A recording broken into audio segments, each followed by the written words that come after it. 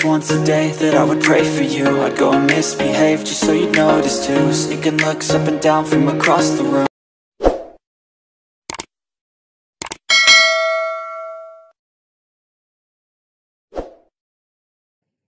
Assalamualaikum warahmatullahi wabarakatuh. Hai, selamat berjumpa kembali adik-adik semuanya, teman-temanku semuanya, khususnya kelas 4. Kali ini kita ketemu lagi di pembelajaran IPAS, Ilmu Pengetahuan Alam dan Sosial, dan masih di pengetahuan sosial ya adik-adik. Kita akan melanjutkan materi yang kemarin atau yang pada sesi dulu tentang kegiatan ekonomi di Indonesia. Seperti yang sudah Pak Guru sampaikan, bahwasanya tujuan pembelajaran yang sudah kita bahas dan kita pelajari adalah tentang kegiatan produksi, distribusi, dan konsumsi. Nah, kali ini kita akan coba menjelaskan jenis-jenis usaha dalam bidang ekonomi di Indonesia. Siap menyimak semuanya ya? Oke, kita lanjutkan. Jadi jenis-jenis usaha dalam bidang ekonomi di Indonesia itu ada bermacam-macam. Kita tahu ya adik-adik, teman-teman semuanya, bahwasanya kebutuhan hidup yang beragam mendorong manusia untuk melakukan berbagai usaha ekonomi. Usaha ekonomi yang dilakukan disesuaikan dengan kondisi alam sekitar atau disesuaikan dengan lingkungan sekitarnya. Ya, karena untuk meningkatkan atau menambah taraf perekonomian, ya, penghasilan dalam kehidupan rumah tangga. Nah, ini jenis usaha ekonomi di masyarakat ada beberapa hal. Di antaranya yang pertama adalah usaha agraris. Agraris itu apa? Semuanya sudah paham? Ya, kita akan coba kupas ya. Hasil usaha agraris dapat dimanfaatkan secara langsung ataupun sebagai bahan baku industri. Misalkan di pertanian, ya, kita tahu hasil dari pertanian itu dapat dimanfaatkan secara langsung, hasil panen padi, kemudian berkebun, sawah dan sebagainya ya. Kemudian yang kedua adalah di bidang usaha peternakan ya. Misalkan daging ayam atau telur ayam begitu ya, ataupun peternakan yang lain ya. Kemudian yang ketiga adalah perhutanan ya. Di sini Pak Guru contohkan adalah tentang contoh ini ya, pohon karet ini yang langsung bisa dimanfaatkan untuk sebagai bahan baku karet gitu. Kemudian lanjut ada yang kedua teman-teman semuanya, yaitu ada usaha industri.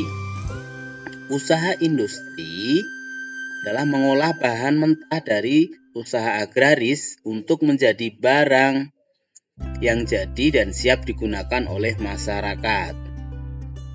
Usaha industri sendiri dapat dilakukan secara sederhana ataupun besar-besaran di pabrik. Ya, jadi biasanya kalau dalam jumlah besar di pabrik, tapi kalau dalam jumlah kecil atau terbatas itu biasanya di rumahan gitu ya. Misalkan pabrik susu. Ini adalah contoh industri besar ya, baik itu pengelolaan di rumahan ataupun di pabrik-pabrik ya, seperti misalkan Pak Guru sebutkan di Cimory itu ya, itu adalah supplier dari usaha industri susu gitu ya. Atau mungkin perajin keramik di daerah Banjarnegara itu ada ya, daerah industri keramik ya, yang itu dalam jumlah besar sehingga dapat distribusikan di mana-mana ya. Tapi lebih banyak ke industri rumahan ya. Nah, berikutnya adalah usaha perdagangan. Yang kita ketahui bahwa perdagangan itu adalah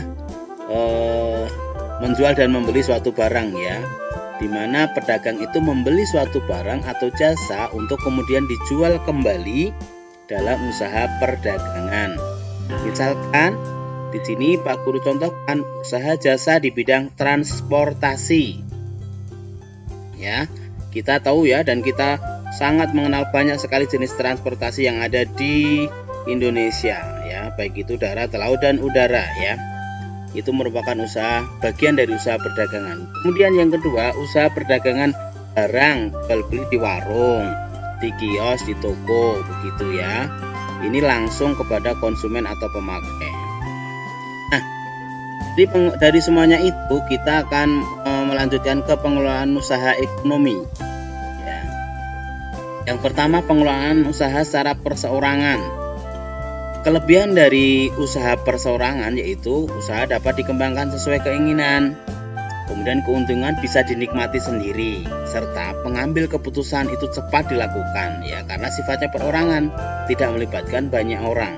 Akan tetapi kekurangannya ya, di sini Pak Guru sebutkan ada dua, yaitu modal dan kreativitas terbatas karena mandiri atau individual ya, serta resiko dan kerugian usaha ditanggung sendiri ya. Biasanya maaf ya, mungkin sampai dengan bangkrut ya ditanggung sendiri begitu ya. Misalkan di sini dicontohkan pedagang asongan, nah itu dikelola secara perseorangan ya, adik-adik semua, teman-teman semuanya. Kemudian yang kedua kita lanjutkan, itu usaha kelompok. Dimana usaha kelompok ini ya, ada beberapa kelebihannya ya. Antaranya yang pertama jelas karena sifatnya kelompok tentunya memiliki modal lebih besar dan lebih banyak. Kemudian yang kedua, resiko dan kerugian usaha ditanggung bersama karena sifatnya kelompok ya, bukan individu atau mandiri. Sedangkan yang ketiga, banyak ide dan kemampuan dalam mengembangkan usaha ya, tentunya akan mendapatkan sumber ide dan pemasukan dari banyak pihak. Serta kekurangannya ya, kita akan coba kupas kekurangannya, yaitu keuntungan dibagi dengan pemilik ya, karena ada pemodal, ada pelaksana begitu ya, ada yang penyuplai bahan dan sebagainya. Kemudian yang kedua, pengambil keputusan itu lama ya, karena melibatkan banyak pihak, banyak orang. Dan kekurangan yang lain adalah kelangsungan usaha itu tidak menentu ya, lebih kuat di usaha perseorangan karena kelompok itu ya tadi melibatkan banyak orang, banyak pihak yang kadang berhubungan satu dengan pihak lain. Misalkan di sini Pak Guru contohkan di PT Pertamina ya, yaitu contoh usaha perseorangan terbatas ya. Ini perseroan ya. Jelas melibatkan banyak orang karena Pertamina ini supplier dan pemakainya adalah konsumennya lebih banyak ya.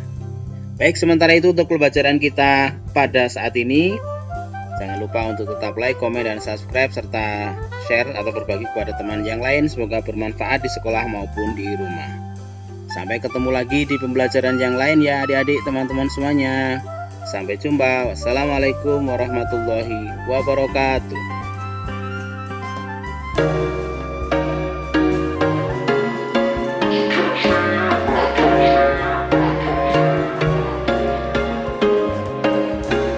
There was once a day that I would pray for you. I'd go and misbehave just so you'd notice too. Sneaking looks up and down from across the